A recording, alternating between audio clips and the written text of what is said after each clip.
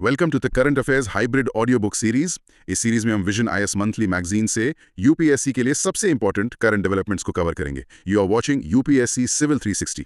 Just plug in and stay UPSC ready. Today we are going to discuss economy. इस topic का summary notes के लिए हमारा Telegram channel join करें, link description में है। So let's dive deep into the topic. तो चलिए पहली कड़ी से शुरू करते हैं। भारत का एक्सपोर्ट प्रमोशन मिशन। हाल ही में यूनियन कैबिनेट ने इसे मंजूरी दी है। जी, ये मिशन यूनियन बजट 2025-26 में अनाउंस हुआ था और अब जाकर इसे हरी झंडी मिल गई है। अच्छा। और इसके साथ ही कैबिनेट ने credit guarantee scheme for exporters यानी CGSE को भी अप्रूव किया है। ये दोनों मिलकर भारत के एक्सपोर्ट लैंडस्केप को बदलने की क्षमता रखते हैं। तो इस मिशन का कोर आइडिया क्या है? सरकार इसके जरिए क्या हासिल करना चाहती है? देखिए, इसका विजन बिल्कुल साफ है। एक्सपोर्ट प्रमोशन के लिए एक कॉम्प्रहेंसिव, फ्लेक्सिबल और डिजिटली ड्रिवन फ्रेमवर्क तैयार करना। जी बिल्कुल, एक ऐसा सिस्टम जो हर तरह के एक्सपोर्टर की मदद कर सके, बदलते ग्लोबल ट्रेड के हिसाब से खुद को ढाल सके और जिसमें ज्यादातर काम डिजिटल हो। इसके लिए फाइनेंशियल आउटले भी अच्छा खासा रखा गया है। हाँ, सरकार ने 25,060 करोड़ रुपए का फाइनेंशियल आउटले रखा है, जो दिखाता है कि एक सीरियस एफर्ट है। और ये मिशन कितने समय के लिए है? ये मिशन 6 साल तक चलेगा, फाइनेंशियल ईयर 2025-26 से 2030-31 तक। और क्या इसमें कुछ खास सेक्टर्स पर फोकस किया गया है? हाँ, और ये एक बहुत स्ट्रेटेजिक मूव है। मिशन उन सेक्टर्स को प्रायोरिटी सपोर्ट देगा जो ग्लोबल टैरिफ एस्केलेशन से सबसे ज्यादा प्रभावित है। जैसे textiles, leather, James and jewellery, engineering goods और मरीन प्रोडक्ट्स। इन सेक्टर्स में हमारी स्ट्रेंथ तो है, लेकिन इंटरनेशनल पॉलिटिक्स की वजह से इन्हें काफी नुकसान होता है। और इसे इम्प्लीमेंट कौन करेगा? इस पूरे मिशन को इम्प्लीमेंट करने की जिम्मेदारी directorate general of foreign trade यानी DGFT की होगी। चलिए इसके आर्किटेक्चर को थोड़ा और समझते हैं। सुनने में आया है कि इसमें 2 सब स्कीम्स हैं। बिल्कुल, पहली है निर्यात प्रोत्साहन, जो कि एक फाइनेंशियल सपोर्ट स्कीम है। अच्छा, फाइनेंशियल सपोर्ट। जी। इसका सीधा मकसद है एक्सपोर्टर्स, खासकर MSMEs के लिए अफोर्डेबल ट्रेड फाइनेंस यानी सस्ता कर्ज उपलब्ध कराना। अक्सर छोटे एक्सपोर्टर्स के पास वर्किंग कैपिटल की कमी होती है या उन्हें लोन बहुत महंगा मिलता है। एग्जैक्टली, ये स्कीम उस गैप को भरेगी। साथ ही ये नए मार्केट्स में एंटर करने और एक्सपोर्टर्स के लिए रिस्क कम करने में भी मदद करेगी। ठीक है, तो एक स्कीम पैसे से सीधी मदद करेगी और दूसरी स्कीम है निर्यात दिशा, जो नॉन फाइनेंशियल सपोर्ट पर फोकस करती है। नॉन फाइनेंशियल सपोर्ट मतलब? देखिए, एक्सपोर्ट करने के लिए सिर्फ पैसा ही नहीं, नॉलेज और कैपेबिलिटी भी चाहिए। ये स्कीम एक्सपोर्टर्स की मार्केट रेडीनेस और कम्पिटिटिवनेस को बढ़ाएगी। अच्छा। इसमें एक्सपोर्ट क्वालिटी और कंप्लायंस सपोर्ट, इंटरनेशनल स्टैंडर्ड्स के लिए सर्टिफिकेशन में मदद, ग्लोबल ब्रांडिंग, वेयरहाउसिंग और लॉजिस्टिक्स सपोर्ट और सबसे जरूरी मार्केट इंटेलिजेंस जैसी चीजें शामिल हैं। तो इसे एक तरह का complete training and support package कह सकते हैं। हाँ, आप इसे एक्सपोर्टर्स को ग्लोबल मार्केट के लिए तैयार करने का एक कंप्लीट पैकेज समझ सकते हैं। तो अगर हम इसके की ऑब्जेक्टिव्स को सम अप करें तो वो क्या होंगे? मोटे तौर पर 5 मुख्य उद्देश्य हैं। पहला, जैसा हमने बात की, MSMEs के लिए ट्रेड फाइनेंस को आसान और सस्ता बनाना। दूसरा, क्वालिटी और सर्टिफिकेशन में मदद करके एक्सपोर्ट रेडीनेस बढ़ाना। तीसरा, इंडियन प्रोडक्ट्स की ग्लोबल विजिबिलिटी और मार्केट एक्सेस सुधारना, यानी मेड इन इंडिया को एक मजबूत ब्रांड बनाना। बिल्कुल। चौथा, नॉन ट्रेडिशनल डिस्ट्रिक्ट्स और सेक्टर्स से एक्सपोर्ट्स को बढ़ावा देना ताकि ग्रोथ सिर्फ कुछ जगहों तक सीमित न रहे।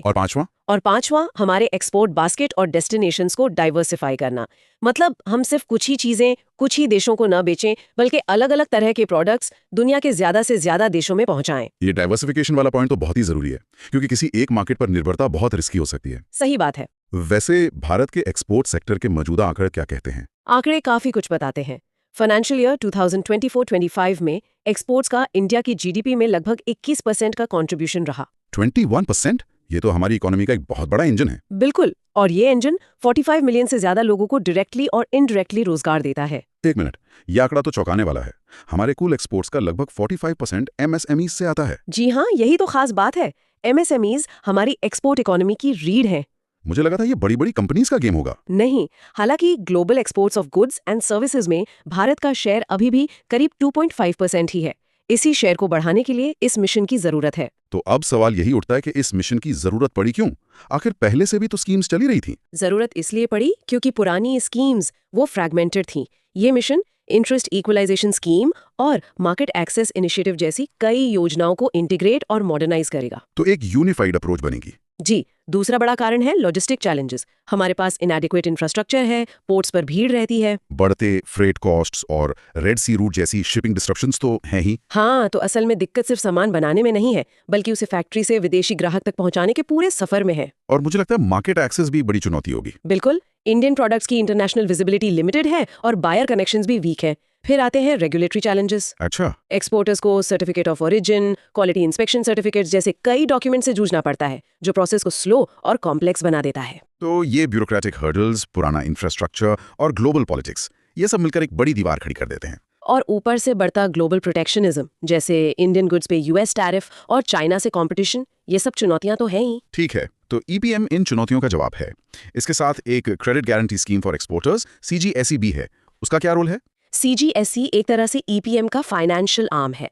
इसका ऑब्जेक्टिव है लिक्विडिटी बढ़ाना और एक्सपोर्टर्स को 100% कोलैटरल फ्री गारंटी सपोर्ट देना। कितना? लगभग 20,000 करोड़ तक का। इससे एक्सपोर्टर्स को बिना कुछ गिरवी रखे बैंक से लोन मिलना आसान हो जाएगा। और इसका फायदा किसे मिलेगा? एमएसएमईज को। इसका फायदा एमएसएमई और नॉन एमएसएमई दोनों तरह के एक्सपोर्टर्स को मिलेगा।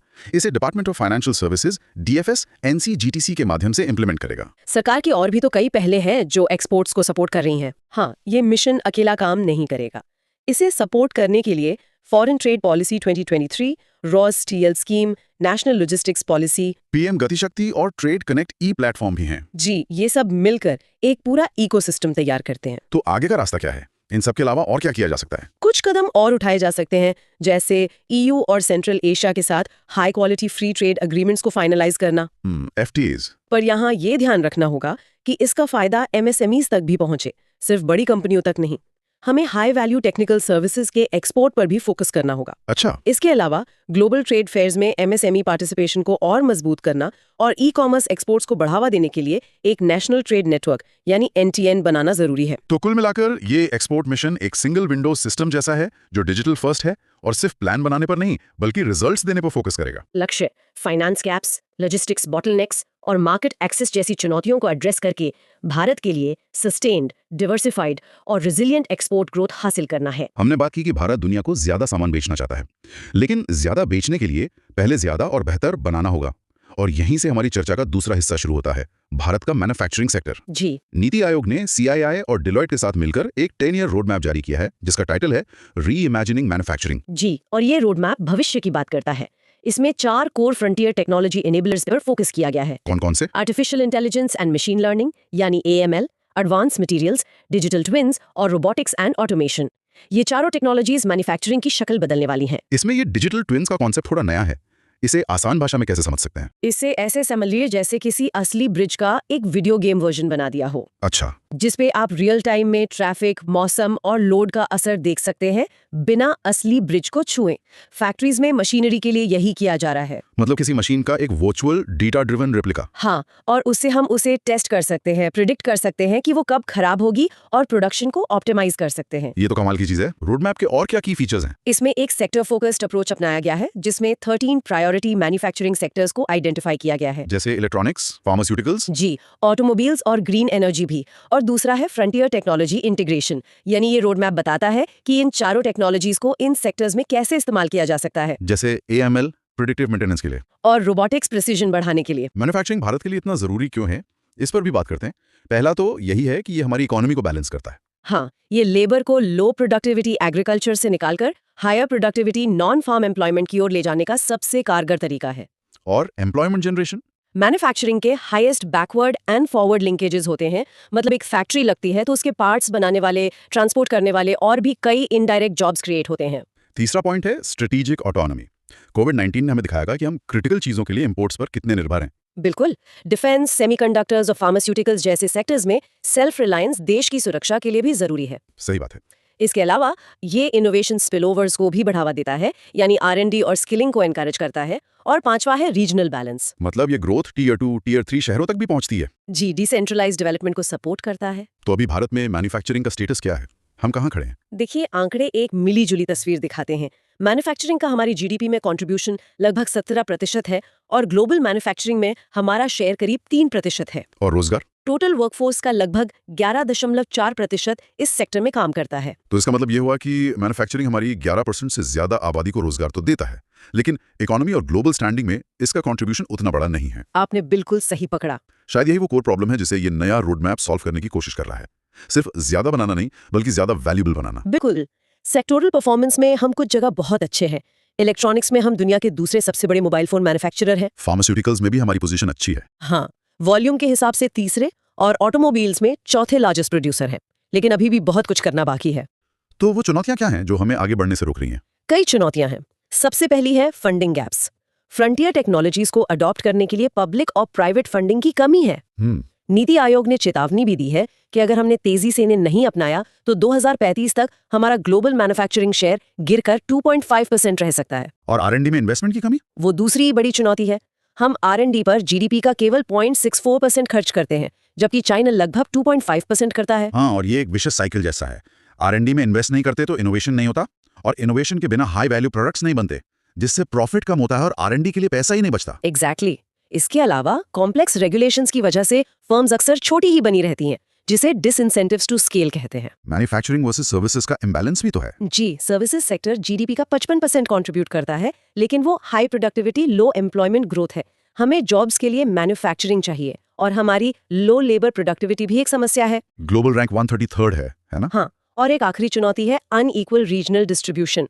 टॉप 5 राज्य ही देश के मैन्युफैक्चरिंग जीवीए का लगभग 54% कंट्रीब्यूट करते हैं। मतलब ग्रोथ कुछ ही पॉकेट्स में कॉन्सेंट्रेटेड है। जी, इन्हीं चुनौतियों से निपटने के लिए सरकार ने make in India, PLI scheme, national logistics policy और PM गति शक्ति जैसे कई इनिशिएटिव्स लिए हैं। तो ये नया रोड मैप उसी दिशा में एक अगला कदम है। बिल्कुल। निष्कर्ष यह है कि मैन्युफैक्चरिंग में ग्लोबल लीडरशिप के लिए भारत को technology driven innovation led industrialisation अपनाना होगा। हमने बात की कि भारत कैसे अपने एक्सपोर्ट्स और मैन्युफैक्चरिंग को बूस्ट कर रहा है, लेकिन इस ग्रोथ का फायदा किसे मिल रहा है? क्या ये सबको बराबर मिल रहा है, या फिर अमीर और अमीर हो रहे हैं? यही सवाल हमें हमारी आज की आखिरी चर्चा की ओर ले जाता है, वर्ल्ड इनइक्वालिटी रिपोर्ट 2026 पर। और ये रिपोर्ट जो तस्वीर दिखाती है वो काफी चिंताजनक है। सिर्फ वेल्थ इनइक्वालिटी को ही देखें तो दुनिया के टॉप 10% लोगों के पास ग्लोबल वेल्थ का 75% है। 75%? जी, जबकि बॉटम 50% यानी दुनिया की आधी आबादी के पास सिर्फ 2% है। जी, ये फासला बहुत बड़ा है। इनकम इनइक्वालिटी का भी यही हाल होगा। बिल्कुल, जहां टॉप 10% अर्नर्स बाकी 90% से ज्यादा कमाते हैं। इस बार रिपोर्ट में एक नया डायमेंशन भी जोड़ा गया है, क्लाइमेट इनइक्वालिटी, जिसे द कार्बन डिवाइड कहा गया है। ये क्या है? ये असमानता का शायद सबसे क्रूर रूप है। इसका मतलब है कि जो लोग क्लाइमेट चेंज के लिए सबसे कम जिम्मेदार हैं। बिल्कुल।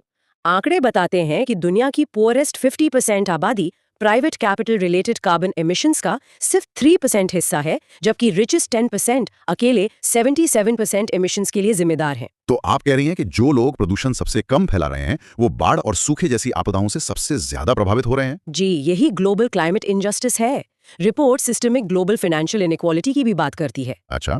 इसमें एक्सॉर्बिटेंट प्रिविलेज नाम का एक कॉन्सेप्ट है, जिसका मतलब है कि अमीर देश बहुत कम ब्याज दरों पर उधार लेते हैं और अपने ओवरसीज इन्वेस्टमेंट्स पर ज्यादा रिटर्न्स कमाते हैं। और इसका नतीजा नेट वेल्थ ट्रांसफर के रूप में सामने आता है, जहां हर साल ग्लोबल जीडीपी का लगभग 1% गरीब देशों से अमीर देशों की ओर फ्लो होता है। अब अगर भारत की बात करें तो यहाँ इनइक्वालिटी की क्या स्थिति है? भारत में भी स्थिति गंभीर है।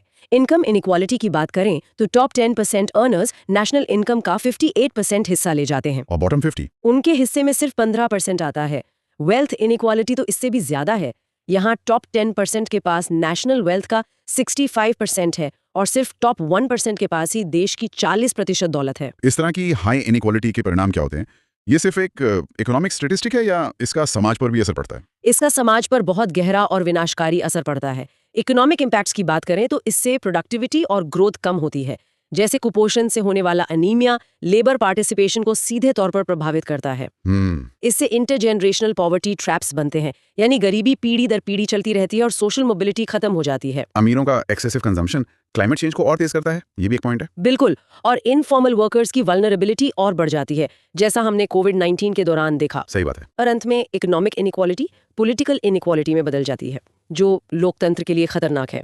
इसे डेमोक्रेटिक इरोजन कहते हैं। तो इस समस्या का समाधान क्या है? रिपोर्ट क्या सुझाव देती है? रिपोर्ट कुछ पॉलिसी इम्पेरेटिव सुझाती है, जैसे यूनिवर्सल बेसिक इनकम UBI। जी, प्रोग्रेसिव टैक्सेशन और ग्लोबल मिनिमम वेल्थ टैक्स। इसके अलावा जेंडर पैरिटी पॉलिसीज जैसे अनपेड केयर वर्क को वैल्यू देना और इक्वल पे लॉज को सख्ती से लागू करना। और क्लाइमेट पॉलिसी में इक्विटेबल कार्बन टैक्स लगाना। तो भारत के लिए यहाँ से टेक अवे क्या है? देखिए, रिपोर्ट में बताई गई गंभीर असमानता के बावजूद भारत ने रिलेटिव प्रोग्रेस दिखाया है। वर्ल्ड बैंक के अनुसार हमारा जीनी इंडेक्स 25.5 है और एक्सट्रीम पॉवर्टी 2.3% तक कम हो गई है। ये तो अच्छी खबर है। जी, 2011 से 2023 के बीच 171 मिलियन लोगों को एक्सट्रीम पॉवर्टी से बाहर निकाला गया है। इसमें PM जनधन योजना, DBT, आयुष्मान भारत और PMGKY जैसी योजनाओं का बड़ा योगदान रहा है। तो आगे का रास्ता क्या है? आगे का रास्ता यही है कि हम एम्प्लॉयमेंट जनरेशन, एजुकेशन, स्किलिंग और सोशल प्रोटेक्शन पे मजबूत फोकस के साथ इन इक्वालिटी गेन्स को बनाए रखें और इस खाई को और कम करें। इस पूरी चर्चा से एक बहुत अहम सवाल मन में उठता है। एक तरफ हम एडवांस्ड टेक्नोलॉजी ड्रिवन मैन्युफैक्चरिंग को बढ़ावा दे रहे हैं और दूसरी तरफ इनइक्वालिटी की गहरी खाई है। तो भारत ये कैसे सुनिश्चित कर सकता है कि इस नई मैन्युफैक्चरिंग ग्रोथ का लाभ केवल कुछ लोगों तक ही सीमित न रह जाए, बल्कि रिपोर्ट में उजागर की गई असमानताओं को कम करने में भी सक्रिय रूप से योगदान दे? Ministry of labour and employment ने अब लगभग 5 साल के इंतजार के बाद इन 4 कोड्स को लागू करने का रास्ता साफ कर दिया है। ये एक तरह से पूरे सिस्टम को रीबूट करने जैसा है। तो ये 4 कोड्स कौन से हैं जो इन 29 पुराने कानूनों की जगह ले रहे हैं? ये कह सकते हैं इस नए फ्रेमवर्क के 4 स्तंभ हैं। ओके। पहला है कोड ऑन वेजेस 2019, जो वेतन और बोनस से जुड़े मामलों को देखता है। ठीक है। दूसरा इंडस्ट्रियल रिलेशंस कोड 2020, ये ट्रेड यूनियन, छटनी और हड़ताल जैसे मुद्दों को नियंत्रित करता है। तीसरा है कोड ऑन सोशल सिक्योरिटी 2020, जो प्रोविडेंट फंड, बीमा और मातृत्व लाभ मतलब सोशल सिक्योरिटी पर फोकस्ड है। और चौथा occupational safety, health and working conditions code 2020। ये काम की जगहों पर सुरक्षा और स्वास्थ्य के मानक तय करता है। मतलब इन सबका एक ही मकसद है, सरलीकरण और एकरूपता। Exactly, simplification and consolidation. Okay, let's unpack this. In codes की बारीकियों में जाने से पहले ये समझना जरूरी है कि भारत में लेबर लॉज की नींव कहाँ रखी गई है। मतलब हमारे संविधान में इसके बारे में क्या कहा गया है? हाँ, ये समझना बहुत जरूरी है क्योंकि यहीं से इन कानूनों को एक तरह से दिशा मिलती है। तो सबसे पहली बात क्या है? सबसे पहली बात है कॉन्स्टिट्यूशनल प्रोविजंस में कॉन्करेंट ज्यूरिसडिक्शन की। अच्छा। संविधान की 7th शेड्यूल में लेबर को कॉन्करेंट लिस्ट का विषय रखा गया है। इसका मतलब है कि केंद्र और राज्य दोनों ही इस पर कानून बना सकते हैं। बिल्कुल, और यही वजह है कि अक्सर हमें केंद्र और राज्यों के कानूनों में थोड़ा बहुत टकराव या अंतर देखने को मिलता है। सही कहा। इसके अलावा हमारे संविधान की प्रीएम्बल यानी प्रस्तावना social justice, dignity of the individual और इक्वालिटी ऑफ स्टेटस की बात करती है। ये सिर्फ शब्द नहीं है, ये वो आदर्श हैं जिन पर हमारी लेबर वेलफेयर पॉलिसीज टिकी हुई हैं। एकदम सही। और फिर आते हैं directive principles of state policy यानी DPSP, जो सरकार के लिए एक तरह से मार्गदर्शक का काम करते हैं। हाँ, जैसे आर्टिकल 39 कहता है कि पुरुषों और महिलाओं के लिए समान काम के लिए समान वेतन हो। आर्टिकल 41 बेरोजगारी, बुढ़ापे या बीमारी में लोगों को सार्वजनिक सहायता की बात करता है। Article 42 humane conditions of work और मैटरनिटी रिलीफ की। और आर्टिकल 43 ये सुनिश्चित करने को कहता है कि मजदूर को सिर्फ गुजारे लायक नहीं बल्कि एक सम्मानजनक जीवन जीने लायक मजदूरी यानी लिविंग वेज मिले। अच्छा, इसमें आर्टिकल 43A भी है? हाँ, आर्टिकल 43A उद्योगों के मैनेजमेंट में वर्कर्स की भागीदारी की भी बात करता है। ये सब मिलकर एक कल्याणकारी राज्य की तस्वीर बनाते हैं। और जहां DSP सरकार को दिशा दिखाते हैं, वहीं फंडामेंटल राइट्स श्रमिकों को कुछ ऐसे अधिकार देते हैं जिन्हें कोई छीन नहीं सकता। बिल्कुल, ये तो श्रमिकों के लिए एक सुरक्षा कवच है। जैसे आर्टिकल 16 सरकारी नौकरियों में अवसर की समानता देता है। और ट्रेड यूनियंस, उसके लिए है आर्टिकल 19(1)(c), जो सबको एसोसिएशंस और ट्रेड यूनियंस बनाने का अधिकार देता है। ये कलेक्टिव बार्गेनिंग की लीड है। ठीक है। और आर्टिकल 23 और 24 तो सीधे सीधे शोषण के खिलाफ है। पहला मानव तस्करी और फोर्स्ड लेबर पे रोक लगाता है, और दूसरा 14 साल से कम उम्र के बच्चों से खतरनाक काम करवाने पर पाबंदी लगाता है। एकदम सही। तो ये तो हुई संविधान की बात। अब जरा जमीनी हकीकत पर आते हैं। भारत की लेबर फोर्स का मौजूदा प्रोफाइल कैसा है? आंकड़े मतलब काफी कुछ बताते हैं।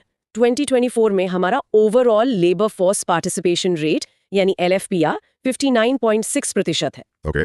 लेकिन जो सबसे चौंकाने वाला आंकड़ा है वो ये कि हमारे लगभग 90% वर्कर्स अनऑर्गेनाइज्ड सेक्टर में। यानी 90%?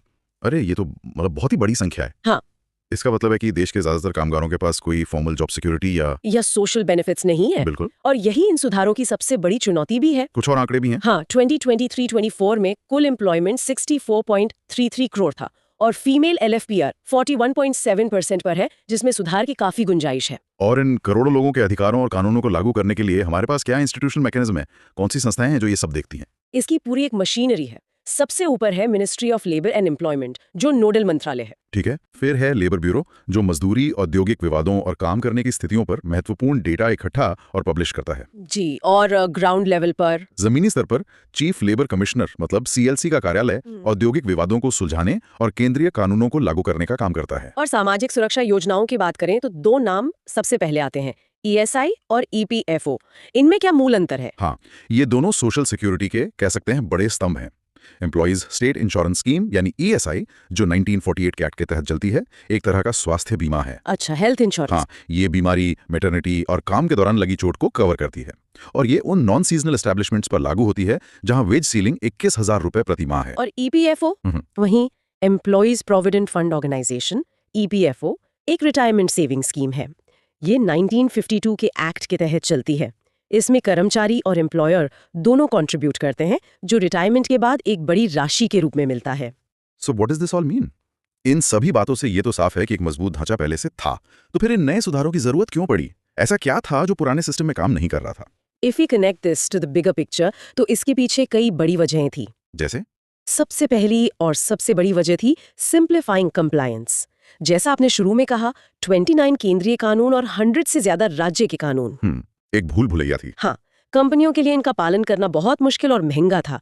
Second national commission on labour ने भी सालों पहले इन सबको 4-5 कोड्स में कंसोलिडेट करने की सिफारिश की थी। और दूसरी वजह शायद ये थी कि कई कानून समय के साथ अप्रासंगिक हो गए थे, है ना? बिल्कुल, मॉडर्नाइजेशन ऑफ आर्केइक लॉज बहुत जरूरी था। हमारे कई कानून कॉलोनियल एरा के थे। कोई उदाहरण? जैसे पेमेंट ऑफ वेजेस एक्ट 1936 सिर्फ उन वर्कर्स पर लागू होता था जिनकी कमाई 24,000 रुपए प्रति माह तक थी। आज के जमाने में ये सीमा बेमानी लगती है। और वो 90% अनऑर्गेनाइज सेक्टर वाली बात भी है। यूनिवर्सल कवरेज गैप एक बहुत बड़ा मुद्दा रहा है। हाँ, ये इन सुधारों के दिल में है। देश की 90% वर्कफोर्स किसी भी तरह की सोशल सिक्योरिटी या लीगल प्रोटेक्शन के दायरे से बाहर थी। ये एक बहुत बड़ी सामाजिक और आर्थिक खाई थी जिसे पाटने की जरूरत थी। आर्थिक पहलू भी जरूर रहा होगा। ईज ऑफ डूइंग बिजनेस की रैंकिंग सुधारना और निवेश आकर्षित करना। निश्चित रूप से प्रोमोटिंग इकोनॉमिक ऑब्जेक्टिव्स एक बड़ा लक्ष्य था। माना ये गया कि अगर कंप्लायंस आसान होगा तो ज्यादा निवेश आएगा, ज्यादा कंपनियां खुलेंगी और फॉर्मल सेक्टर में रोजगार बढ़ेगा। और एक आखिरी वजह जो शायद पिछले दशक में ही बहुत बड़ी बनी है, काम करने के नए तरीके। सही पकड़ा। Addressing new forms of work, gig workers, platform workers जैसे ऊबर ड्राइवर या जोमैटो डिलीवरी पार्टनर्स। हाँ, और इंटरस्टेट माइग्रेंट वर्कर्स। बिल्कुल, ये सब हमारी अर्थव्यवस्था का अहम हिस्सा बन चुके हैं, लेकिन पुराने कानूनों में इनकी कोई परिभाषा तक नहीं थी। नीति आयोग के अनुसार 2020-21 में ही 7.7 मिलियन गिग वर्कर्स थे। इन्हें कानूनी दायरे में लाना बहुत जरूरी था। अच्छा, आपने कुछ नए शब्द इस्तेमाल किए, गिग वर्कर, प्लेटफॉर्म वर्कर। चलिए, इन कोड्स को समझने से पहले कुछ ऐसी ही की टर्म्स को थोड़ा और आसान भाषा में समझ लेते हैं। जरूर। गिग वर्कर वो व्यक्ति है जो पारंपरिक एम्प्लॉयर एम्प्लॉई संबंध से बाहर काम करता है। मतलब वो किसी एक कंपनी का स्थायी कर्मचारी नहीं होता। जैसे कोई फ्रीलांस ग्राफिक डिजाइनर। और प्लेटफॉर्म वर्कर? प्लेटफॉर्म वर्कर भी एक तरह का गिग वर्कर ही है, लेकिन वो अपना काम किसी डिजिटल प्लेटफॉर्म जैसे ओला, उबर या जोमैटो के जरिए पाता है। ओके, वो यहाँ एग्रीगेटर यानी ओला या उबर एक डिजिटल इंटरमीडियरी की भूमिका निभाता है। एक और टर्म है जो बहुत चर्चा में है, फिक्स्ड टर्म एम्प्लॉयमेंट, FTE। इसका क्या मतलब है? ये एक निश्चित अवधि के लिए रिटन कॉन्ट्रैक्ट पर रोजगार है। मान लीजिए एक कंपनी ने किसी को 1 साल के प्रोजेक्ट के लिए काम पर रखा। 1 साल बाद कॉन्ट्रैक्ट खत्म होने पर नौकरी अपने आप समाप्त हो जाएगी। लेकिन फायदे परमानेंट एम्प्लॉय वाले ही मिलेंगे। हाँ, फायदे स्थायी कर्मचारी वाले देने होते हैं, लेकिन नौकरी स्थायी नहीं होती। और ले ऑफ, रिट्रेंचमेंट और क्लोजर में क्या फर्क है? ये शब्द अक्सर एक दूसरे की जगह इस्तेमाल होते हैं। हाँ, इसमें बहुत कंफ्यूजन होता है। देखिए, मान लीजिए एक कार फैक्ट्री में चिप्स की कमी हो गई, तो कंपनी कुछ समय के लिए मजदूरों को काम पर आने से मना कर सकती है। इसे ले ऑफ कहते हैं। मतलब टेम्पररी सस्पेंशन? हाँ, लेकिन अगर वही कंपनी अपनी एक पूरी यूनिट ही बंद कर दे और कर्मचारियों को स्थायी रूप से निकाल दे, तो उसे रिट्रेंचमेंट या छटनी कहा जाएगा। और क्लोजर? क्लोजर का मतलब है पूरी की पूरी फैक्ट्री या एस्टैब्लिशमेंट का स्थायी रूप से बंद हो जाना। ठीक है, ये अब बिल्कुल साफ है। और कॉन्ट्रैक्ट लेबर? जब किसी वर्कर को प्रिंसिपल एम्प्लॉयर यानी मुख्य कंपनी सीधे काम पर न रखकर किसी कॉन्ट्रैक्टर के माध्यम से रखती है, तो उसे कॉन्ट्रैक्ट लेबर कहते हैं। जैसे किसी बड़ी कंपनी में हाउसकीपिंग स्टाफ। बिल्कुल। आखिरी टर्म फ्लोर वेज, ये मिनिमम वेज से कैसे अलग है? फ्लोर वेज केंद्र सरकार द्वारा तय किया गया एक नेशनल बेंचमार्क है, एक न्यूनतम स्तर। अच्छा, एक बेसलाइन। हाँ, राज्य सरकारें जब अपने यहाँ मिनिमम वेज तय करेंगी तो वो इस फ्लोर वेज से कम नहीं हो सकता।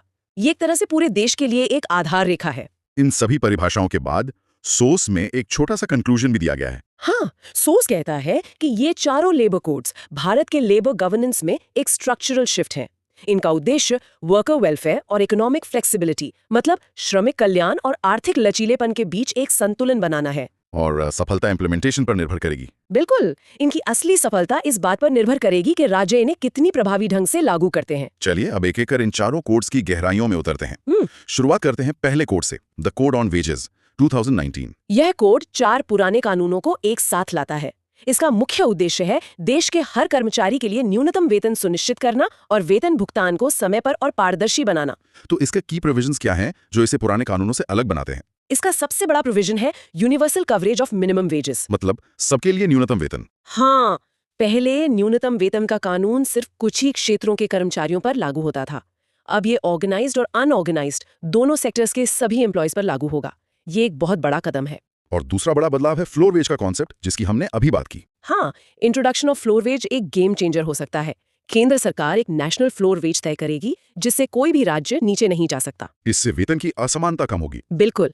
इसके अलावा टाइमली पेमेंट एंड ओवरटाइम का प्रावधान भी है, जो समय पर वेतन और सामान्य दर से कम 2 गुना ओवरटाइम वेज अनिवार्य करता है। इसके फायदे तो साफ दिख रहे हैं। क्षेत्रीय असमानता घटेगी, जेंडर इक्वालिटी को भी बढ़ावा मिलेगा। हाँ, क्योंकि ये पुरुष, महिला और ट्रांसजेंडर के लिए समान रेम्यूनरेशन की बात करता है। साथ ही ये एक ट्रस्ट बेस्ड कंप्लायंस फ्रेमवर्क को भी बढ़ावा देता है। मतलब इसमें छोटे मोटे अपराधों को डीक्रिमिनलाइज किया गया है। उन पर जेल की बजाय जुर्माने का प्रावधान है। लेकिन इसकी चिंताएं भी होंगी। हाँ, कंसर्न्स भी हैं। सबसे बड़ी चिंता है इनफॉर्मल सेक्टर में एनफोर्समेंट की। कागज पर कानून बनाना एक बात है, लेकिन करोड़ों छोटे दुकानदारों या ठेले वालों से इसे लागू करवाना एक बड़ी चुनौती होगी। और दूसरी चिंता फेडरल कंसर्न से जुड़ी है। कुछ राज्यों का मानना है कि केंद्र द्वारा फ्लोर वेज तय करना उनकी स्वायत्ता में दखल है, क्योंकि मजदूरी तय करना पारंपरिक रूप से राज्यों का अधिकार रहा है। तो वेजेस कोड में जहां केंद्र और राज्यों के बीच अधिकारों को लेकर एक खींचतान दिखती है, वहीं अगला code the industrial relations code 2020 सीधे तौर पर मालिक और मजदूर के रिश्ते को ही पुनर्परिभाषित करने की कोशिश करता है।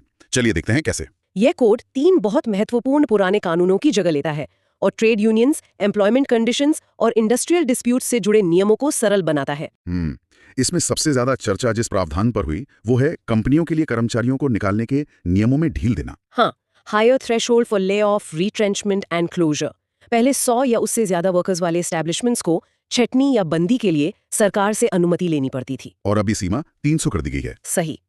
इसका मतलब है कि 300 से कम कर्मचारियों वाली कंपनियां अब बिना सरकारी अनुमति के छटनी कर सकती हैं। इससे तो एक तरफ कंपनियों के लिए काम करना आसान होगा, लेकिन दूसरी तरफ कर्मचारियों की जॉब सिक्योरिटी कम हो जाएगी। यही इस कोड का केंद्रीय द्वंद्व है। इसके अलावा ट्रेड यूनियन रिकग्निशन के नियमों को भी बदला गया है।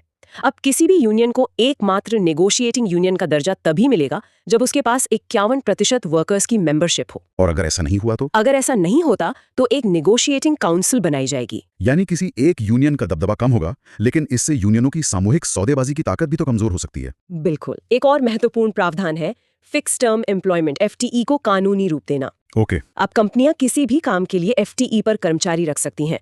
साथ ही वर्कर की परिभाषा का भी विस्तार किया गया है, जिसमें अब जर्नलिस्ट्स और 18,000 रुपए प्रति माह तक कमाने वाले सुपरवाइजरी स्टाफ को भी शामिल किया गया है। तो कुल मिलाकर इस कोड में एक क्लासिक ग्रोथ वर्सेस सिक्योरिटी का द्वंद्व दिखता है। सही विश्लेषण है।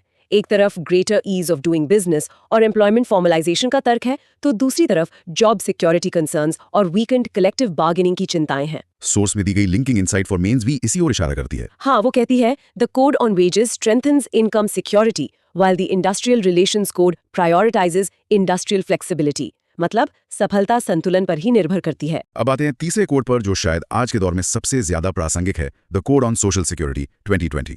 ये 9 पुराने सोशल सिक्योरिटी कानूनों को एक साथ लाता है। इसका लक्ष्य बहुत बड़ा है। ऑर्गेनाइज्ड, अनऑर्गेनाइज्ड, गिग और प्लेटफॉर्म वर्कर्स सहित सभी को यूनिवर्सल सोशल सिक्योरिटी कवरेज देना। अच्छा, इसमें गिग और प्लेटफॉर्म वर्कर्स के लिए क्या खास है? ये पहली बार है कि उन्हें किसी कानून के तहत लाया जा रहा है। What's fascinating here is कि ये कोड पहली बार गिग एंड प्लेटफॉर्म वर्कर्स को कानूनी रूप से परिभाषित और मान्यता देता है। अच्छा। इनके लिए एक सोशल सिक्योरिटी फंड बनाने का प्रस्ताव है, जिसमें एग्रीगेटर्स यानी जोमेटो और उबर जैसी कंपनियां अपने एनुअल टर्नओवर का 1-2% कंट्रीब्यूट करेंगी। ये एक बड़ा कदम है, लेकिन क्या टर्नओवर का 1-2% उन लाखों श्रमिकों को व्यापक सामाजिक सुरक्षा देने के लिए काफी होगा? यही इसकी सबसे बड़ी चुनौती है। फंडिंग का मॉडल अभी भी थोड़ा अस्पष्ट है। ये एक अच्छी शुरुआत है, लेकिन मंजिल अभी दूर है। और क्या प्रोविजंस हैं इसमें? इसके अलावा ESIC का कवरेज पूरे देश में बढ़ाया जाएगा। वेजेस की परिभाषा को भी यूनिफॉर्म बनाया गया है ताकि PF ग्रेच्युइटी की कैलकुलेशन में गड़बड़ी ना हो। FTEs के लिए भी इसमें कुछ है, जैसा कि सोर्स में बताया गया है। हाँ, ग्रेच्युइटी फॉर फिक्स टर्म एम्प्लॉइज। अब FTEs को भी 1 साल की सर्विस के बाद प्रो राटा बेसिस पर ग्रेच्युइटी मिलेगी, जबकि पहले इसके लिए 5 साल की लगातार नौकरी जरूरी थी। और अनऑर्गेनाइज्ड वर्कर्स का डेटाबेस? उसके लिए एक national database for unorganised workers NDUW portal बनाने का भी प्रावधान है। तो इसके फायदे हैं गिग वर्कर्स का इंक्लूजन और अनऑर्गेनाइज्ड वर्कफोर्स के लिए बेहतर सुरक्षा का वादा। हाँ। लेकिन चिंताएं फंडिंग और रजिस्ट्रेशन पर है। बिल्कुल, इम्प्लीमेंटेशन ही इसकी सफलता की कुंजी होगी। और आखिर में चौथा और अंतिम code, the occupational safety, health and working conditions code 2020। यानी OSHWC कोड। इसका दायरा क्या है? ये 13 पुराने कानूनों को मिलाकर बना है और इसका एकमात्र उद्देश्य है भारत में हर काम करने की जगह को सुरक्षित और मानवीय बनाना। इसके सबसे महत्वपूर्ण प्रावधान कौन से हैं? पहला है यूनिफाइड रजिस्ट्रेशन, जिसमें 10 या अधिक वर्कर्स वाले एस्टैब्लिशमेंट्स के लिए एक सिंगल इलेक्ट्रॉनिक रजिस्ट्रेशन होगा। इससे प्रक्रिया आसान होगी। हाँ। दूसरा, कवरेज ऑफ हैजर्डस ऑक्यूपेशंस।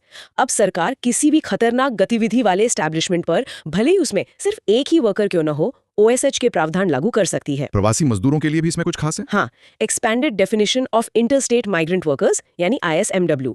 अब इसमें उन वर्कर्स को भी शामिल किया गया है जो खुद से दूसरे राज्य में काम करने जाते हैं, न कि सिर्फ कॉन्ट्रैक्टर के जरिए जाने वालों को। सही। उन्हें साल में एक बार घर जाने के लिए अलाउंस जैसी सुविधाएं भी दी जाएंगी। और महिला कर्मचारियों के लिए भी एक बड़ा बदलाव है। हाँ, वुमेन्स एम्प्लॉयमेंट के तहत अब महिलाओं को सभी तरह के एस्टैब्लिशमेंट्स में रात में मतलब शाम 7 बजे से सुबह 6 बजे के बीच काम करने की अनुमति होगी, लेकिन शर्तों के साथ। बिल्कुल, बशर्ते उनकी सहमति हो और उनकी सुरक्षा और ट्रांसपोर्ट के पुख्ता इंतजाम हो। तो इस कोड के मेरिट्स में बेहतर वर्कर प्रोटेक्शन और महिलाओं की भागीदारी में बढ़ोतरी शामिल है, लेकिन इसकी भी कुछ आलोचनाएं हैं। हाँ, इसकी 2 मुख्य चिंताएं हैं। पहली, फैक्ट्री की परिभाषा के लिए लाइसेंसिंग का थ्रेशोल्ड बढ़ा दिया गया है, जिससे कुछ छोटे कारखाने इसके दायरे से बाहर हो सकते हैं। और दूसरी, सेल्फ सर्टिफिकेशन पर ज्यादा निर्भरता से एनफोर्समेंट कमजोर हो सकता है, क्योंकि कंपनियां खुद ही अपने कंप्लायंस को सर्टिफाई कर सकती हैं। So what does this all mean in the end? इन चारों कोड्स को एक साथ देखें तो क्या तस्वीर उभरती है? कुल मिलाकर ये चारों लेबर कोड्स एक जटिल और पुराने सिस्टम से एक एकीकृत सरल फ्रेमवर्क की ओर एक बहुत बड़ा और कह सकते हैं साहसिक कदम है। जिनका लक्ष्य संतुलन बनाना है। हाँ, वर्कर वेलफेयर, सेफ्टी और सोशल सिक्योरिटी को ईज ऑफ डूइंग बिजनेस और एम्प्लॉयमेंट फ्लेक्सिबिलिटी के साथ संतुलित करना। ये एक बहुत ही नाजुक संतुलन है, लेकिन this raises an important question. क्या है वो सवाल? थोड़ा रुककर, हालांकि ये कोड फॉर्मलाइजेशन का लक्ष्य रखते हैं, पर क्या एम्प्लॉयर्स के लिए कंप्लायंस फ्लेक्सिबिलिटी बढ़ने से अनजाने में अधिक वर्कर्स असुरक्षित रोजगार की ओर धकेल दिए जाएंगे, भले ही उन्हें कानूनी मान्यता मिल जाए? राज्य यह कैसे सुनिश्चित कर सकता है कि व्यापार के लिए फ्लेक्सिबिलिटी श्रमिक के लिए इनसिक्योरिटी ना बन जाए, खासकर जब AI और ऑटोमेशन काम की प्रकृति को ही तेजी से बदल रहे हैं? Protection of plant varieties and farmers rights act 2001, जिसे हम शॉर्ट में PPVNFR एक्ट कह सकते हैं। तो ये कानून हाल ही में खबरों में क्यों था? ये एक्ट हाल ही में इसलिए चर्चा में था क्योंकि इसने अपनी स्थापना के 25 साल पूरे कर लिए हैं। 25 साल? जी, और इसकी सिल्वर जुबली मनाई गई। तो ये एक बहुत ही महत्वपूर्ण माइलस्टोन है जो हमें इस कानून के इम्पैक्ट को समझने का, उसे रिव्यू करने का एक मौका देता है। बिल्कुल, तो चलिए इसके बैकग्राउंड से ही शुरू करते हैं। इस कानून को बनाने की जरूरत क्यों पड़ी? What was the rationale behind it? तो इसकी जो जड़ें हैं वो दरअसल WTO के ट्रिप्स अग्रीमेंट में है। अच्छा, ट्रिप्स अग्रीमेंट। हाँ, ट्रिप्स के तहत भारत पर अपनी इंटेलेक्चुअल प्रॉपर्टी लॉज को इंटरनेशनल स्टैंडर्ड्स के साथ अलाइन करने का एक तरह से दबाव था, और इसमें प्लांट वेराइटीज की प्रोटेक्शन भी शामिल थी। तो ट्रिप्स ने हमें क्या ऑप्शंस दिए थे?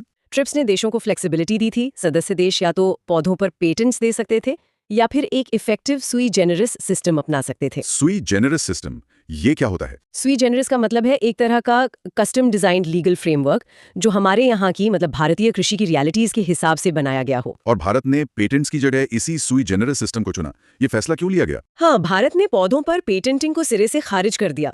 इसका कारण ये था कि पेटेंट सिस्टम बड़े कॉर्पोरेशंस को तो फायदा पहुंचाता, लेकिन भारत के लाखों छोटे किसानों के हितों के खिलाफ जा सकता था, जो सदियों से बीजों को बचाते और शेयर करते आए हैं। Exactly. तो ये एक्ट एक तरह से एक टाइट रोप वॉक है। एक तरफ इनोवेशन और ब्रीडर्स राइट्स हैं, दूसरी तरफ फार्मर्स राइट्स, ट्रेडिशनल नॉलेज और फूड सिक्योरिटी। ये एक्ट इसी संतुलन को साधने की कोशिश है। ये बैलेंस वाकई बहुत जरूरी है। तो इस एक्ट के मेन ऑब्जेक्टिव्स क्या हैं? ये किन लक्ष्यों को हासिल करना चाहता है? इसके कोर में आप कह सकती हैं 5 की ऑब्जेक्टिव्स हैं। पहला, प्लांट वैरायटीज और ब्रीडर्स राइट्स की रक्षा करना। दूसरा, और ये बहुत महत्वपूर्ण है, फार्मर्स राइट्स को पहचानना और उनकी सुरक्षा करना। और बाकी 3? तीसरा, नई प्लांट वैरायटीज के डेवलपमेंट को एनकरेज करना। चौथा, इक्विटेबल बेनिफिट शेयरिंग सुनिश्चित करना। और 5वां, हमारे प्लांट जेनेटिक रिसोर्सेज के सस्टेनेबल यूज को बढ़ावा देना। इंटरनेशनल लेवल पे ये एक्ट कहाँ स्टैंड करता है? ये act international union for the protection of new varieties of plants, जिसे UPVO कहते हैं, उसके 1978 वर्जन के अनुरूप है। अच्छा, 1978 जो बाद में 1991 में रिवाइज हुआ था, वो नहीं? जी नहीं। और ये जानना बहुत जरूरी है क्योंकि UPVO का जो नया 1991 वर्जन है वो तो क्या कहते हैं, काफी रिस्ट्रिक्टिव है। उसके मुकाबले हमारा कानून किसानों को कहीं ज्यादा मजबूत प्रोटेक्शन प्रदान करता है। और किसी प्लांट वैरायटी को रजिस्टर कराने का प्रोसेस क्या है? क्या कोई भी वैरायटी रजिस्टर हो सकती है? नहीं, रजिस्ट्रेशन के लिए वैरायटी को DUS क्राइटेरिया पर खरा उतरना होता है। DUS? हाँ, DUS का मतलब है डिस्टिंक्टिवनेस, यूनिफॉर्मिटी और स्टेबिलिटी। मतलब वैरायटी किसी भी दूसरी एग्जिस्टिंग वैरायटी से अलग होनी चाहिए, उसके सभी पौधे एक जैसे कैरेक्टरिस्टिक्स दिखाएं और बार बार उगाने पर भी उसके गुण बदले नहीं। समझ गया। अब बात करते हैं अधिकारों की, जो इस एक्ट का सबसे अहम हिस्सा लगता है। इसमें किस तरह के राइट्स दिए गए हैं? इसमें मुख्य रूप से 4 स्टेक होल्डर्स के राइट्स को एड्रेस किया गया है। सबसे पहले हैं ब्रीडर्स राइट्स। अगर कोई ब्रीडर एक नई वैरायटी रजिस्टर करवाता है तो उसे उस वैरायटी को produce, sell, market, distribute, import और एक्सपोर्ट करने का एक्सक्लूसिव राइट मिलता है। और रिसर्चर्स के लिए? हाँ, दूसरे हैं रिसर्चर्स राइट्स, जो इनोवेशन के लिए बहुत जरूरी हैं। इसके तहत कोई भी रिसर्चर किसी भी रजिस्टर्ड वैरायटी को रिसर्च या नई वैरायटीज ब्रीड करने के लिए इस्तेमाल कर सकता है। लेकिन अगर कोई रिसर्चर किसी प्रोटेक्टेड वैरायटी को बार बार कमर्शियल पर्पस के लिए इस्तेमाल करना चाहे तो? उस केस में ब्रीडर की प्रायर परमिशन लेनी होगी। ये ब्रीडर्स के कमर्शियल इंटरेस्ट्स को प्रोटेक्ट करने के लिए है। ठीक है। और सबसे महत्वपूर्ण, फार्मर्स राइट्स। बिल्कुल, ये इस कानून की आत्मा है। ये एक्ट पहली बार किसानों को सिर्फ कल्टीवेटर नहीं बल्कि ब्रीडर्स और कंजर्वर्स के रूप में भी मान्यता देता है। फार्मर्स राइट्स में गुटेर तौर पर क्या-क्या शामिल है? इसमें कई एंटाइटलमेंट्स हैं। किसान अपनी पारंपरिक वैरायटीज को एक्सटेंट वैरायटीज के तौर पर रजिस्टर करवा सकते हैं। उन्हें बीजों को सेव, यूज, सॉ, रीसॉ, एक्सचेंज और शेयर करने का पूरा अधिकार है। इनोसेंट इन्फ्रिंजमेंट के खिलाफ भी प्रोटेक्शन है? जी, अगर अनजाने में वे किसी प्रोटेक्टेड वैरायटी के बीज का इस्तेमाल कर लेते हैं तो उन्हें प्रोटेक्शन मिलती है, लेकिन एक रिस्ट्रिक्शन है। वो क्या? किसान प्रोटेक्टेड वैरायटीज के ब्रांडेड सीड्स नहीं बेच सकते। अच्छा, ब्रांडेड सीड्स नहीं, मतलब नॉन ब्रांडेड बेच सकते हैं? हाँ, एग्जैक्टली। ये रिस्ट्रिक्शन फिर से उसी बैलेंसिंग एक्ट का हिस्सा है। किसान प्रोटेक्टेड वैरायटी की उपज बेच सकते हैं, उसे बीज के तौर पर भी बेच सकते हैं, लेकिन उस ब्रीडर के ब्रांड नेम के तहत पैक करके नहीं। समझ गया। और चौथा अधिकार बेनिफिट शेयरिंग का था, ये कैसे काम करता है? बेनिफिट शेयरिंग का प्रिंसिपल ये है कि अगर किसी कमर्शियल वैरायटी को डेवलप करने में किसी किसान या समुदाय की ट्रेडिशनल वैरायटी का इस्तेमाल हुआ है तो उस कमर्शियल वैरायटी से होने वाले प्रॉफिट का एक हिस्सा उस किसान या समुदाय को मिलना चाहिए। ये ट्रेडिशनल नॉलेज को रिवॉर्ड करने का एक मैकेनिज्म है। इस एक्ट के तहत प्लांट वैरायटीज की कौन-कौन सी कैटेगरीज हैं? 3 मुख्य कैटेगरीज हैं। पहली है एक्सटेंट वैरायटीज। ये वो वैरायटीज हैं जो या तो सीड्स एक्ट 1966 के तहत नोटिफाइड है या पहले से पब्लिक डोमेन में है। ठीक है। दूसरी है फार्मर्स या कम्युनिटी वैरायटीज। ये वो पारंपरिक किस्में हैं जिन्हें किसानों ने पीढ़ी दर पीढ़ी उगाया और बेहतर बनाया है। और तीसरी कैटेगरी है इसेंशियली डिराइव्ड वैरायटीज या EDVs। इस पूरे सिस्टम को मैनेज करने के लिए एक अथॉरिटी भी बनाई गई है, PPV एंड FRA। उसके बारे में कुछ बताइए। हाँ, protection of plant varieties and farmers rights authority एक स्टैट्यूटरी बॉडी है जो ministry of agriculture and farmers welfare के तहत काम करती है। इसका हेडक्वार्टर्स न्यू दिल्ली में है। और इसकी कॉम्पोजिशन? इसकी कॉम्पोजिशन काफी इंक्लूसिव है, जिसमें किसानों, ट्राइबल ऑर्गेनाइजेशंस, सीड इंडस्ट्री और वुमेन्स ऑर्गेनाइजेशंस का रिप्रेजेंटेशन होता है। इसका काम ब्रीडर्स को राइट्स देना, फार्मर कंजर्वर्स को सम्मानित करना और इनोवेशन को प्रमोट करना है। और इस अथॉरिटी के पास क्या इंस्टीट्यूशनल मैकेनिज्म्स हैं? इसके पास 3 की पिलर्स हैं। पहला, national register of plant varieties, जो सभी रजिस्टर्ड वैरायटीज का ऑफिशियल रिकॉर्ड रखता है। दूसरा, नेशनल जीन बैंक, जहां रजिस्टर्ड वैरायटीज के बीज सुरक्षित रखे जाते हैं। और तीसरा, national gene fund. National gene fund का क्या उपयोग है? इसका इस्तेमाल बेनिफिट शेयरिंग, किसानों को कॉम्पेंसेशन देने और जेनेटिक रिसोर्सेज को कंजर्व करने जैसे कामों के लिए होता है। तो कुल मिलाकर इस एक्ट का सिग्निफिकेंस क्या है? इसका बड़ा पिक्चर इम्पैक्ट क्या रहा? इसका सिग्निफिकेंस बहुत गहरा है। इसने किसानों को इनोवेटर्स के रूप में कानूनी पहचान दी है। इसने R&D को इंसेंटिवाइज करके इनोवेशन को बढ़ावा दिया है। इसने पब्लिक और प्राइवेट सीड सिस्टम्स को मजबूत किया है। और बेनिफिट शेयरिंग के जरिए इसने इक्विटेबल ग्रोथ को प्रमोट किया है। संक्षेप में, यह फूड सिक्योरिटी और क्लाइमेट रेजिलियंस में एक की रोल निभाता है। जाहिर है इतने कॉम्प्लेक्स कानून में कुछ चैलेंजेस भी होंगे। मुख्य बाधाएं क्या हैं? हाँ, चैलेंजेस भी हैं। पहला, प्रोसीजरल कॉम्प्लेक्सिटी है। DOS टेस्टिंग टेक्निकल है और ज्यादातर किसानों को अपने अधिकारों के बारे में अवेयरनेस ही नहीं है। अवेयरनेस डेफिसिट एक बड़ा इशू है। बिल्कुल। फिर एनफोर्समेंट मैकेनिज्म का कमजोर होना और बेनिफिट शेयरिंग को लेकर ब्रीडर्स और कम्युनिटीज के बीच अक्सर डिस्प्यूट्स होना। एक डर ये भी है कि बड़ी कंपनियां सीड मार्केट पर हावी हो सकती हैं। तो आगे का रास्ता क्या, कंक्लूजन क्या निकलता है? देखिए, PPVNFR एक्ट एक ग्लोबली यूनिक इंडियन मॉडल है जो ट्रिप्स कंप्लायंस को फार्मर्स राइट्स और बायोडाइवर्सिटी कंजर्वेशन के साथ खूबसूरती से जोड़ता है। अब 25 साल बाद जरूरत है कि इसकी पोटेंशियल को पूरी तरह अनलॉक किया जाए। इसके लिए प्रोसीजर्स को सिंप्लीफाई करना, एनफोर्समेंट को मजबूत बनाना और बेनिफिट शेयरिंग को ट्रांसपेरेंट बनाना क्रिटिकल होगा। तो हमने देखा कि भारत कैसे एग्रीकल्चर की बुनियाद यानी बीज को प्रोटेक्ट कर रहा है। अब चलिए वहां चलते हैं जहां से हमारा ट्रेड दुनिया तक पहुंचता है, यानी हमारा मैरीटाइम सेक्टर। ये सेक्टर हाल ही में क्यों चर्चा में था? मैरीटाइम सेक्टर इसलिए खबरों में था क्योंकि प्राइम मिनिस्टर ने इंडिया मैरीटाइम वीक 2025 के दौरान इस सेक्टर की ग्रोथ, सस्टेनेबिलिटी और ग्लोबल कॉम्पिटिटिवनेस को एक्सेलरेट करने के लिए कई बड़े इनिशिएटिव्स लॉन्च किए। ये मेजर इनिशिएटिव्स कौन-कौन से हैं? 3 प्रमुख इनिशिएटिव्स हैं। पहला है मैरीटाइम इन्वेस्टमेंट रोड मैप, जिसमें 1 लाख करोड़ रुपए के इन्वेस्टमेंट की योजना है। भारत ने इसमें पार्टनर बनने के लिए सिंगापुर को इनवाइट किया है। अच्छा, सिंगापुर को। इसका फोकस कहाँ होगा? इसका focus ship building, port modernisation और green maritime fuels and technologies पर है। और दूसरा इनिशिएटिव? दूसरा है डिजिबंदर इनिशिएटिव। ये एक नेशनल डिजिटल फ्रेमवर्क है जिसका लक्ष्य हमारे पोर्ट्स को data driven, AI enabled smart ports में बदलना है। मतलब पोर्ट ऑपरेशंस का UPI मोमेंट एक तरह से। हाँ, आप ऐसा कह सकते हैं। इसका एम एफिशिएंसी, सेफ्टी और ट्रांसपेरेंसी को बढ़ाना है। और तीसरा इनिशिएटिव क्या है? तीसरा है ग्रीन टग प्रोग्राम। टग बोट्स वो छोटी पावरफुल कश्तियां होती हैं जो बड़े जहाजों को पोर्ट में ले जाने में मदद करती हैं। इस प्रोग्राम का टारगेट है 2040 तक 100 इको फ्रेंडली टग्स डिप्लॉय करना। इस सेक्टर की करंट स्टेटस की बात करें तो भारत आज कहाँ खड़ा है? भारत की इकोनॉमी के लिए ये सेक्टर बैकबोन की तरह है। हमारा लगभग 95% ट्रेड बाय वॉल्यूम और 70% बाय वैल्यू समुद्र के रास्ते होता है। और पिछले कुछ सालों में परफॉर्मेंस में जबरदस्त सुधार हुआ है। जैसे कि मेजर पोर्ट्स की कार्गो हैंडलिंग कैपेसिटी लगभग दुगनी हो गई है। 1400 MMTPA से बढ़कर 2762 MMTPA हो गई है। MMTPA मतलब million metric tonne per annum. जी, और एफिशिएंसी में भी बड़ा लीप है। Average vessel turn around time यानी एक जहाज को पोर्ट पर आने जाने में लगने वाला समय 93 आवर्स से घटकर 48 आवर्स हो गया है। ओह, ये तो लगभग आधा हो गया। बिल्कुल। इसके अलावा इंडियन फ्लैग्ड वेसल्स की संख्या बढ़ी है और हमारे सी फेरर्स की संख्या 2 गुनी से भी ज्यादा हो गई है। आज दुनिया के 12% सी फेरर्स भारतीय हैं। ये तो इंप्रेसिव है।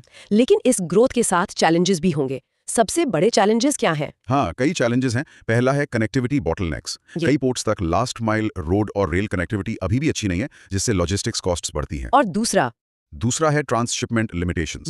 हमारे पास बड़े ट्रांसशिपमेंट हब्स की कमी है, जिससे हमारा बहुत सारा कार्गो पहले कोलंबो या सिंगापुर जैसे फॉरेन पोर्ट्स पर जाता है और फिर भारत आता है। इंडियन शिपिंग फ्लीट की क्या स्थिति है? यह एक और बड़ी चुनौती है, लो इंडियन फ्लैग्ड टनेज।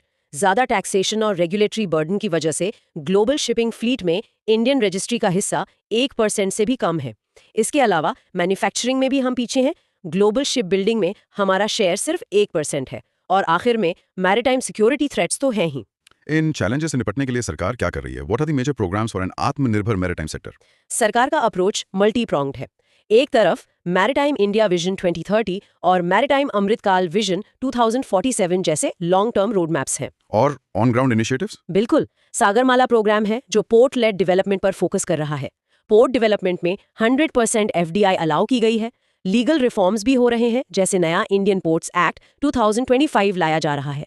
और इनलैंड वाटरवेज को प्रमोट करने के लिए जलवाहक स्कीम है। इसमें grinning of India's maritime sector पर भी काफी जोर है। इसकी जरूरत क्यों है? इसकी जरूरत बहुत ज्यादा है। Maritime transport global greenhouse gas emissions का लगभग 3% हिस्सा है। पोर्ट्स खुद एयर और वाटर पोल्यूशन के बड़े सोर्स होते हैं।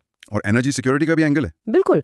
इंपोर्टेड फॉसिल फ्यूल्स पर निर्भरता कम करने के लिए ग्रीन ट्रांजिशन बहुत जरूरी है। हरित सागर गाइडलाइंस और ग्रीन टग ट्रांजिशन प्रोग्राम जैसे कदम इसी दिशा में उठाए जा रहे हैं। तो इस पूरी चर्चा का कंक्लूजन क्या है? कंक्लूजन ये है कि भारत का मैरिटाइम सेक्टर अब सिर्फ ट्रेड एनेबलर नहीं रहा, बल्कि ये इकोनॉमिक ग्रोथ, सस्टेनेबिलिटी और जियोपॉलिटिकल इन्फ्लुएंस का एक स्ट्रेटेजिक इंजन बन गया है। पोर्ट एफिशिएंसी, इनलैंड वाटरवेज और ग्रीन शिपिंग पर फोकस के साथ भारत खुद को इंडो पैसिफिक में एक लीडिंग मैरिटाइम पावर के रूप में स्थापित कर रहा है। हमने फिजिकल ट्रेड इंफ्रास्ट्रक्चर की बात की। अब उस फाइनेंशियल इंफ्रास्ट्रक्चर पे आते हैं जो इस पूरी इकोनॉमी को चलाता है। हमारा अगला टॉपिक है वर्ल्ड बैंक की फाइनेंशियल सेक्टर असेसमेंट प्रोग्राम यानी FSA PR रिपोर्ट। ये क्यों चर्चा में है? ये रिपोर्ट इसलिए महत्वपूर्ण है क्योंकि इसने भारत से फाइनेंशियल सेक्टर रिफॉर्म्स को और तेज करने का आग्रह किया है। रिपोर्ट का कहना है कि अगर भारत को 2047 तक $30 ट्रिलियन की इकोनॉमी बनना है तो ये सुधार बहुत जरूरी है। रिपोर्ट की की हाइलाइट्स क्या हैं? क्या ये भारतीय फाइनेंशियल सिस्टम की हेल्थ पर पॉजिटिव है? हाँ, रिपोर्ट मानती है कि भारत का फाइनेंशियल सिस्टम पहले से कई ज्यादा मजबूत और डाइवर्सिफाइड हुआ है। हमारे डिजिटल पब्लिक इंफ्रास्ट्रक्चर मतलब DPI की बहुत तारीफ की गई है, जिसने जनधन, आधार, मोबाइल ट्रिनिटी के जरिए फाइनेंशियल इंक्लूजन को अभूतपूर्व स्तर पर पहुंचाया है। लेकिन रिपोर्ट में ये भी कहा गया है कि सिस्टम मोर रोबस्ट है। हम अक्सर NBFC क्राइसिस या कुछ बैंकों की समस्याओं के बारे में सुनते हैं। रिपोर्ट इस विरोधाभास को कैसे देखती है? ये एक बहुत वैलिड पॉइंट है। रिपोर्ट का रोबस्ट कहने का मतलब ये है कि ओवरऑल सिस्टम लेवल स्टेबिलिटी बढ़ी है, लेकिन वो इंडिविजुअल इंस्टीट्यूशनल फेलियर्स की पॉसिबिलिटी को नकार नहीं रही। इसीलिए रिपोर्ट ने साफ साफ कहा है कि NBFCs के ओवरसाइट और रिस्क मैनेजमेंट को और मजबूत करने की जरूरत है। अच्छा, तो कुछ गैप्स भी आइडेंटिफाई किए गए हैं? जी, जैसे हमारा कॉर्पोरेट बॉन्ड मार्केट अभी भी शैलो है और इंफ्रास्ट्रक्चर फाइनेंसिंग के लिए लॉन्ग टर्म कैपिटल की कमी है। रिपोर्ट ने क्या की रिफॉर्म रिकमेंडेशंस दिए हैं? मुख्य सुझाव है प्राइवेट कैपिटल को बूस्ट करना, बॉन्ड मार्केट्स को गहरा करना, NBFC रेगुलेशन को मजबूत करना और ग्रीन फाइनेंस को मोबिलाइज करना। संक्षेप में सिस्टम को और रिजिलिएंट और फ्यूचर रेडी बनाना। फाइनेंशियल मार्केट से जुड़ा हमारा अगला टॉपिक है इनिशियल पब्लिक ऑफरिंग्स यानी आईपीओज। ये क्यों खबरों में था? ये एक बहुत ही इंटरेस्टिंग डेवलपमेंट है। भारत की चीफ इकोनॉमिक एडवाइजर ने खुद आईपीओज के मिसयूज को लेकर एक चेतावनी दी है। इंतजार कीजिए, सरकार के अपने चीफ इकोनॉमिक एडवाइजर आईपीओज को लेकर चिंता जता रहे हैं। ये तो काफी बड़ी बात है। चिंता क्या है? चिंता यह है कि कई आईपीओज का इस्तेमाल अब लॉन्ग टर्म कैपिटल फॉर्मेशन यानी बिजनेस में इन्वेस्ट करने के लिए पैसा जुटाने की बजाय अर्ली इन्वेस्टर्स के लिए एक प्रॉफिटेबल एग्जिट रूट के रूप में हो रहा है। मतलब ऑफर फॉर सेल का कंपोनेंट बढ़ रहा है। एग्जैक्टली आईपीओ में दो हिस्से होते हैं, एक फ्रेश इशू जिससे कंपनी को नया पैसा मिलता है और दूसरा ऑफर फॉर सेल यानी ओएफएस जिसमें मौजूदा शेयर होल्डर अपना हिस्सा बेचकर निकल जाते हैं। सीईए का कहना है कि ओएफएस का हिस्सा बढ़ता जा रहा है जो आईपीओ के मूल उद्देश्य को कमजोर करता है। तो इसका मतलब यह है कि पैसा कंपनी के एक्सपेंशन में लगने की बजाय प्राइवेट इन्वेस्टर्स की जेब में जा रहा है। वाह, इसका इकोनॉमी पर क्या असर पड़ता है? बिल्कुल, इसका असर ये होता है कि कैपिटल फॉर्मेशन, इंडस्ट्रियल एक्सपेंशन और एम्प्लॉयमेंट जनरेशन की प्रक्रिया धीमी हो जाती है। आईपीओ का मकसद प्रोडक्टिव इन्वेस्टमेंट को फंड करना है, न कि सिर्फ वेल्थ ट्रांसफर करना। चलिए अब कुछ ऐसे डिजिटल इनिशिएटिव्स की बात करते हैं जो इकोनॉमी में ट्रांसपेरेंसी और एफिशिएंसी लाने पर फोकस्ड हैं, खासकर वेयरहाउसिंग और पब्लिक डिस्ट्रीब्यूशन सिस्टम यानी पीडीएस में। हाँ, ministry of consumer affairs, food and public distribution ने हाल ही में कई डिजिटल प्लेटफॉर्म्स लॉन्च किए हैं। दशकों तक फूड ग्रेन्स को ट्रैक करना डस्टी लेजर्स और गेस वर्क का एक लॉजिस्टिकल नाइटमेयर था। और अब भंडारन 360 और एना दर्पण जैसे प्लेटफॉर्म्स के साथ ये रियल टाइम में एक Amazon पैकेज को ट्रैक करने जैसा हो रहा है। ये प्लेटफॉर्म्स करते क्या हैं? भंडारन 360 एक क्लाउड बेस्ड प्लेटफॉर्म है जो सेंट्रल वेयरहाउसिंग कॉर्पोरेशन के ऑपरेशंस को डिजिटाइज करता है। अन्ना दर्पण फूड कॉर्पोरेशन ऑफ इंडिया के पूरे ऑपरेशन को खरीद से लेकर पीडीएस शॉप तक इंटीग्रेट करता है। और आशा प्लेटफॉर्म एक एआई बेस्ड फीडबैक सिस्टम है जिससे पीडीएस बेनिफिशरीज सीधे अपनी बात रख सकते हैं। अकाउंटेबिलिटी बढ़ाने के लिए। जी, इससे ट्रांसपेरेंसी और अकाउंटेबिलिटी दोनों बढ़ती है। और आज का हमारा आखिरी टॉपिक है नेशनल इंडस्ट्रियल क्लासिफिकेशन यानी एनआईसी 2025। ये सुनने में काफी टेक्निकल लगता है। आसान शब्दों में ये क्या है और क्यों जरूरी है? इसे आप भारतीय इकोनॉमी का इंडेक्स या कैटलॉग समझ सकते हैं। ये हर इकोनॉमिक एक्टिविटी को एक यूनिक कोड देता है जो इकोनॉमिक सर्वेज, सेंसस और पॉलिसी बनाने के लिए बैकबोन का काम करता है। तो एनआईसी 2025 में नया क्या है? इसमें कुछ बहुत बड़े और जरूरी बदलाव हैं। पहला, कोडिंग स्ट्रक्चर अब 5 डिजिट से 6 डिजिट का हो गया है जिससे हमें इकोनॉमी की ज्यादा डिटेल्ड पिक्चर मिलेगी। दूसरा और सबसे महत्वपूर्ण, ये अब भारत की बदलती इकोनॉमी को रिफ्लेक्ट करता है। मतलब ये हमारे इकोनॉमिक मैप को एक्चुअल टेरिटरी के ज्यादा करीब ला रहा है। बिल्कुल सही कहा। इसमें Ayush based health care, handloom industry, renewable energy, fintech, e commerce, cloud infrastructure और ग्रीन इकोनॉमी से जुड़ी एक्टिविटीज जैसे कार्बन कैप्चर के लिए पहली बार अलग क्लासिफिकेशन कोड्स दिए गए हैं। तो ये एक तरह से फ्यूचर प्रूफ क्लासिफिकेशन है। हाँ, इसका अप्रोच टेक्नोलॉजी एग्नोस्टिक है जो इसे फ्यूचर प्रूफ बनाता है। ये दिखाता है कि हमारी पॉलिसी मेकिंग अब इन न्यू एज सेक्टर्स को फॉर्मली रिकॉग्नाइज कर रही है। तो आज की हमारी इस पूरी चर्चा को अगर हम एक साथ देखें तो इसका फाइनल कंक्लूजन क्या निकलता है? अगर हम इन सभी डॉट्स को कनेक्ट करें, चाहे वो एफएसआरपी रिपोर्ट के फाइनेंशियल रिफॉर्म्स हो, आईपीओ प्रैक्टिसेस की स्क्रूटनी हो, पीडीएस का डिजिटाइजेशन हो या इकोनॉमिक क्लासिफिकेशन का मॉडर्नाइजेशन, तो एक कॉमन थीम उभर कर आता है। भारत एक ज्यादा रेजिलिएंट, ट्रांसपेरेंट और फ्यूचर रेडी इकोनॉमिक आर्किटेक्चर की ओर बढ़ रहा है। और ये सभी कदम विकसित भारत 2047 के विजन को हासिल करने के लिए क्रिटिकल होंगे। बिल्कुल, हाई ग्रोथ को सस्टेन करने के लिए ये फाउंडेशनल रिफॉर्म्स हैं। ये था आज का audio book discussion from vision IAS monthly magazine. अगर आपको ये फॉर्मेट हेल्पफुल लगा तो इसे लाइक और शेयर जरूर करें ताकि और एस्पिरेंट्स भी बेनिफिट ले सकें, because God help those who help others. और सब्सक्राइब करें हमारे चैनल को जहां आपको कई अन्य स्टैंडर्ड बुक्स की ऑडियो समरी एंड नोट्स मिलेंगी। हमारी कोशिश है कि आप कहीं भी कभी भी सुनकर अपनी तैयारी जारी रख सकें। मिलते हैं अगले एपिसोड में एक और इम्पोर्टेंट टॉपिक के साथ। धन्यवाद और जय हिंद।